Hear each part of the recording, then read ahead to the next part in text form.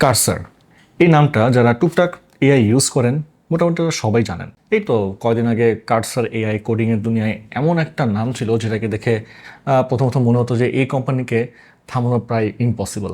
2022 সালে এমআইটি এর 4জন স্টুডেন্ট মিলে কার্সার স্টার্ট করেছিল, আর মাত্র কয়েক বছরের মধ্যে কোম্পানিটা এমন গ্রোথ দেখালো যেটা মানে স্টার্ট আপ ওয়ার্ল্ডে খুবই রেয়ার। কিন্তু সবচেয়ে ইন্টারেস্টিং বিষয়টা হচ্ছে যে কার্সার আসলে নতুন করে এআই মডেল বানিয়ে স্টার্ট করেনি। তারা বুঝেছিল এআই এর সবচেয়ে প্র্যাকটিক্যাল ইউজ কেসগুলোর একটা হতে পারে কোডিং। তাই পপুলার ভিএস কোড প্ল্যাটফর্মের উপর নিজেদের ডেভেলপমেন্ট এনভায়রনমেন্ট তৈরি করে সেখানে পাওয়ারফুল এআই মডেলগুলোকে ইন্টিগ্রেট করলো। ফলে একজন ডেভেলপার শুধু প্রম্পট লিখে বলতে পারছে যে এই ফিচারটা বানাও, এই বাগটা ফিক্স করো, আর এই প্রজেক্টটা মডিফাই করে দাও।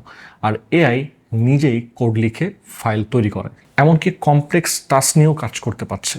মানে একজন প্রোগ্রামারের জন্য কার্সার অনেকটা এমন একটা অ্যাসিস্ট্যান্ট হয়ে গেল যাকে আপনি টাস্ক দিয়ে রেখে দেওয়া যায় আর কি। আর এখানে কার্সারের আসল ম্যাজিক ছিল। আপনাকে আলাদা করে ক্লডের জন্য সাবস্ক্রিপশন একটা, তারপর চ্যাটজিপিটির জন্য আবার সাবস্ক্রিপশন, আবার মানে জেমিনির জন্য আবার সাবস্ক্রিপশন, এগুলো নিতে হচ্ছে না। কার্সারের মাধ্যমে বিভিন্ন পাওয়ারফুল এআই মডেল আপনি ব্যবহার করার একটা মানে সুযোগ পাচ্ছেন আর কি, মানে সুযোগ পাওয়া যাচ্ছিল। তো ডেভেলপাররা ব্যাপারটা খুব ফাস্ট অ্যাডপ্ট করলো, আর এটার গ্রোথ সেটা ছিল একেবারে ক্রেজি। লঞ্চের মাত্র 1 বছর পরে কার্সার প্রায় $100 মিলিয়ন অ্যানুয়াল রিকারিং রেভিনিউতে পৌঁছে যায়। আর তখন কোম্পানির এমপ্লয়ি ছিল মাত্র 12 জন। চিন্তা করেন, মাত্র 12 জনের একটা কোম্পানি বছরে $100 মিলিয়ন উপর মানে রিকারিং রেভিনিউ করছে। এরপর ইন্ডিভিজুয়াল ডেভেলপারের পাশাপাশি বড় বড় এন্টারপ্রাইজ কোম্পানিও এই কার্সার ব্যবহার করতে মানে স্টার্ট করলো আর কি।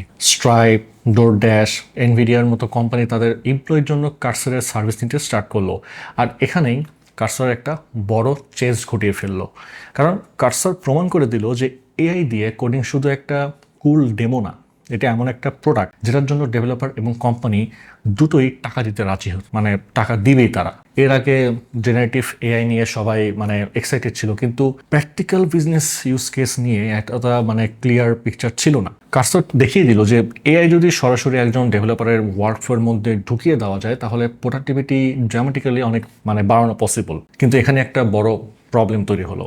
কার্সার যেসব এআই মডেল ব্যবহার করছিল সেগুলো কার্সারের নিজের ছিল না, কিন্তু ক্লড তৈরি করছে অ্যানথ্রোপিক, চ্যাটজিপিটি তৈরি করছে ওপেন এআই, আর জেমিনি তৈরি করছে গুগল। তো এখন ধরেন অ্যানথ্রোপিক দেখলো যে তাদের এআই মডেল ব্যবহার করে কার্সার বিশাল একটা বিজনেস বানিয়ে ফেলেছে। তখন স্বাভাবিকভাবেই একটা প্রশ্ন আসে যে ডেভেলপারের কাছে কার্সার কেন যাবে? আমরা নিজেরাই তো ডেভেলপারের জন্য কোডিং টুল বানাতে পারি। আর ঠিক সেটাই হতে স্টার্ট করলো। অ্যানথ্রোপিক নিয়ে এলো ক্লড কোড, আর কোডিং বেঞ্চমার্কে Claude consistently top level performance দেখাতে স্টার্ট করলো। তখন কার্সারের সবচেয়ে বড় সেলিং পয়েন্টটাই প্রশ্নের মুখে পড়ে গেল, কারণ কার্সারের একটা বড় সুবিধা ছিল যে এক জায়গা থেকে অনেক পাওয়ারফুল মডেল পাওয়া যায়, কিন্তু যদি একজন ডেভেলপার সরাসরি ক্লড কোডের মতো পাওয়ারফুল কোডিং এজেন্ট পেয়ে যায় তাহলে মাঝখানে কার্সার কেন থাকবে? কার্সারের ইন্টারফেস হয়তো অনেক সুন্দর, ওয়ার্কফ্লো হয়তো কনভিনিয়েন্ট, কিন্তু শুধু ইন্টারফেস কি একটা কোম্পানিকে বছরের পর বছর ডিফেন্ড করতে পারবে? এটা একটা বড় প্রশ্ন হয়ে দাঁড়ায় আর কি। কারণ কম্পিটিটর চাইলে তারাও মানে ইন্টারফেস ইমপ্রুভ করতে পারে।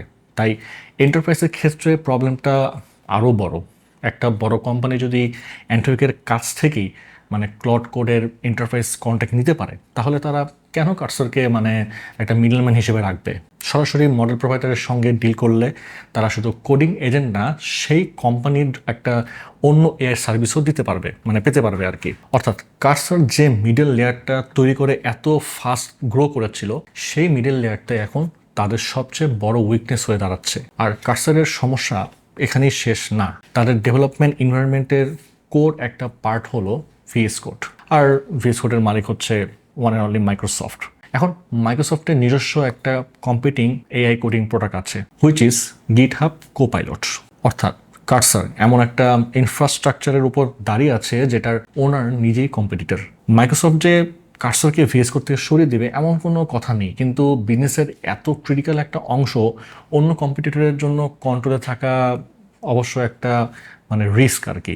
কারণ কার্সার যদি কোনোভাবে ভিএস কোডের অ্যাক্সেসটা হারিয়ে ফেলে তাহলে তাদের পুরো প্রোডাক্ট আর্কিটেকচারই একটা বড় সমস্যার মুখে পড়ে যেতে পারে। তাই কার্সার আস্তে আস্তে দুই দিক থেকে স্কুইজ হতে স্টার্ট করলো। একদিকে অ্যানথ্রোপিক, ওপেন এআই, গুগলের মতো ফাউন্ডেশনাল এআই কোম্পানি নিজেদের কোডিং টুলস তৈরি করছে, আর অন্যদিকে মাইক্রোসফটের মতো কম্পিটিটর তাদের আন্ডারলাইন ডেভেলপমেন্ট প্ল্যাটফর্ম কন্ট্রোল করছে।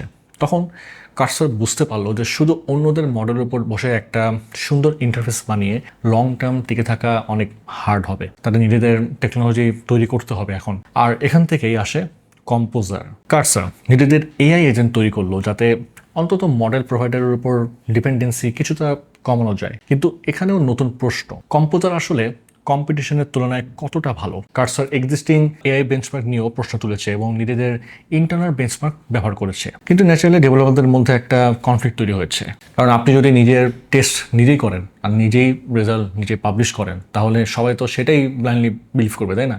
অনলাইন ডেভেলপার ফিডব্যাকও মানে মিক্সড।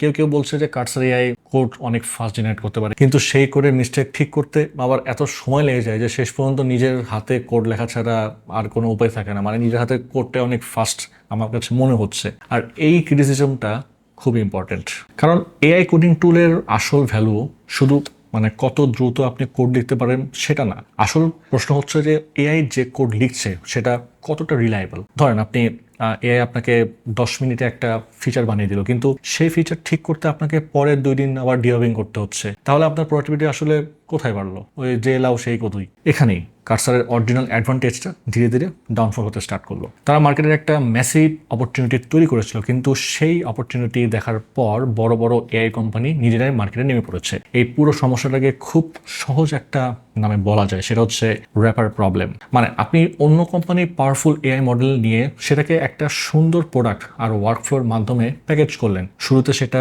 খুবই ভ্যালুয়েবল, কারণ এআই মডেল আছে, কিন্তু সাধারণ ডেভেলপার কীভাবে সেটা ব্যবহার করবে সেটা সহজ করে দিচ্ছেন হলো আপনি। কার্সার ঠিক এটাই করেছিল। তারা পাওয়ারফুল মডেলগুলোকে ডেভেলপার ফ্রেন্ডলি একটা এনভায়রনমেন্টের মধ্যে নিয়ে এসেছিল, কিন্তু সমস্যা হলো যে সময়ের সঙ্গে সঙ্গে মডেল প্রোভাইডার নিজেদের বুঝে গেল যে এই ইন্টারফেস আর ওয়ার্কফ্লো আমরা তো বানাতে পারি। আর ঠিক ওই মুহূর্তেই কার্সারের ডিফারেন্সিয়েশনটা কিন্তু কমতে স্টার্ট করলো, কারণ হার্ড পার্ট আসলে শুধু কোড এডিটরের মধ্যে একটা এআই চ্যাট উইন্ডো বানানো না। হার্ড পার্ট হলো সবচেয়ে পাওয়ারফুল মডেল তৈরি করা, সেই মডেলের জন্য হিউজ কম্পিউট ইনফ্রাস্ট্রাকচার তৈরি করা, তারপর ডেভেলপার ইকোসিস্টেম তৈরি করা এবং পুরো প্ল্যাটফর্মটা আর কি কন্ট্রোল করা। অ্যান্টোপিকের কাছে ক্লড আছে, মাইক্রোসফটের কাছে ভিএস কোড এবং গিটহাব আছে, গুগলের কাছে জেমিনি আছে, আর বিশাল ইকোসিস্টেম আছে। ওপেন এআইয়ের কাছে চ্যাটজিপিটি এবং নিজের এআই ইনফ্রাস্ট্রাকচার আছে। আর কার্সার কোথায়? কার্সার হলো এদের মাঝখানে দাঁড়িয়ে আছে। তাদের ইন্টারফেস ভালো হতে পারে, ডেভেলপার এক্সপিরিয়েন্স ভালো হতে পারে, কিন্তু লং টার্মে সেটা কতটা মানে ডিফেন্সিবল সেটাই বড় কোয়েশ্চেন। এই পেসিমিস্টিক ভিউ থেকেই অনেকে বলতে স্টার্ট করলো যে কার্সার আসলে একটা ভিএস কোড র্যাপার, যেখানে অন্য কোম্পানির এআই মডেলের উপর অনেকটাই ডিপেন্ড করতে হয়। কার্সারের নিজেদের কম্পোজার আর স্ট্রং ডেভেলপার ওয়ার্কফ্লো থাকলেও মডেল প্রাইসিং বা এপিআই অ্যাক্সেস তারা পুরোপুরি কন্ট্রোল করতে পারে না। আর অ্যানথ্রোপিক, মাইক্রোসফট বা গুগল যদিও আরও ভালো কোডিং এজেন্ট বানিয়ে ফেলে, তাহলে কার্সারের জন্য কম্পিটিশন আরও হার্ড হয়ে যাবে তখন। তাই 2026 সালে কার্সার এমন একটা স্ট্র্যাটেজিক মুভের সামনে আসে যেটা আসলে পুরো ইকুয়েশনটা বদলে দিতে পারে। XAI প্রায় $60 বিলিয়ন কার্সার অ্যাকুয়ার করার পটেনশিয়াল ডিল অ্যানাউন্স করে, আর ডিল না হলে $10 বিলিয়ন ব্রেকআপ ফি এর কথাও মানে সামনে আসে আর কি। এখন প্রশ্ন হলো যে XAI কেন কার্সার কিনতে চাইবে? কারণ কোডিং এর জায়গায় গ্রক এখনো ক্লড, চ্যাটজিপিটি বা জেমিনির মতো এখন স্ট্রং হতে পারেনি। অন্যদিকে কার্সারের ডেভেলপার বেস, তারপর কোডিং ইন্টারফেস, তারপর কম্পোজার আছে, কিন্তু নিজেদের লিডিং ফাউন্ডেশন মডেল বা একটা ম্যাসিভ কম্পিউট ইনফ্রাস্ট্রাকচার নেই। XAI দিতে পারে গ্রক আর কম্পিউট, আর কার্সার দিতে পারে ডেভেলপার ইকোসিস্টেম।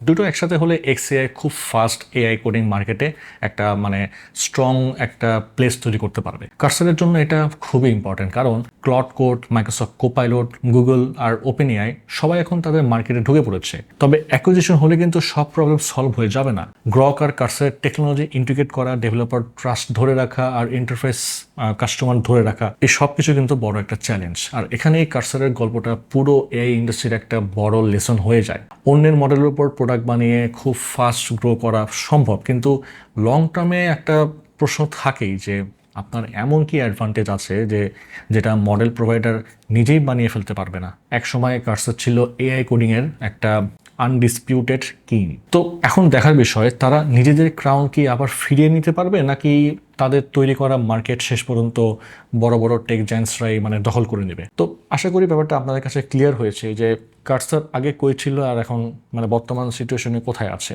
তো এরকম টাইপের ভিডিও আপনাদের কাছে যদি ভালো লেগে থাকে তাহলে অবশ্যই আমাদের এই আজকের ভিডিওটা লাইক অ্যান্ড শেয়ার করবেন, অ্যান্ড চ্যানেলটি অবশ্যই সাবস্ক্রাইব করবেন। জানো আপনি ভবিষ্যতে আরও এরকম টেকনোলজি টাইপের ভিডিওগুলো দেখতে পারেন। তো আজকে এখানে শেষ করতে হচ্ছে, দেখা হবে পরে কোনো ভিডিওতে। সে পর্যন্ত সবাই ভালো থাকুন, সুস্থ থাকুন।